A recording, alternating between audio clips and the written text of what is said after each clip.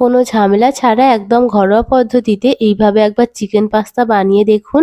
একদম দোকানের মতো টেস্ট হয়। পাস্তা বানানোর জন্য আগেই জল বসিয়ে দিয়েছিলাম। জলে সামান্য নুন আর ৩০০ গ্রাম পাস্তা দিয়ে 90% সিদ্ধ করে নিয়েছি। এবারে ভালো করে জল ঝরিয়ে পাস্তা তুলে একটা পাত্রে রেখে দিয়ে ১ চামচ তেল পাস্তার মধ্যে ভালো করে মিশিয়ে দিচ্ছি। আবারও গ্যাসে জল বসিয়ে দিয়ে জলে সামান্য হলুদ আর নুন দিয়ে দিলাম চিকেন।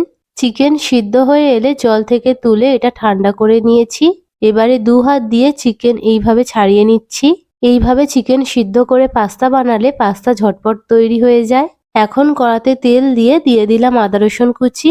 আদা রসুন একটু নাড়াচাড়া করে নিয়ে দিয়ে দিলাম সিদ্ধ করে রাখা চিকেন। চিকেনটা একটু নাড়াচাড়া করে দিয়ে দিলাম কাঁচা লঙ্কা কুচি আর পেঁয়াজ কুচি। এবারে এতে গাজর কুচি আর টমেটো কুচি দিয়ে একবার নাড়াচাড়া করে নিয়ে দিয়ে দিচ্ছি পরিমাণ মতো নুন আর 1/2 চা চামচ লঙ্কার গুঁড়ো। এখন মটরশুঁটি, ক্যাপসিকাম কুচি আর পেঁয়াজ কলি কুচি দিয়ে ভালো করে একবার নেড়েচেড়ে মিশিয়ে নিচ্ছি।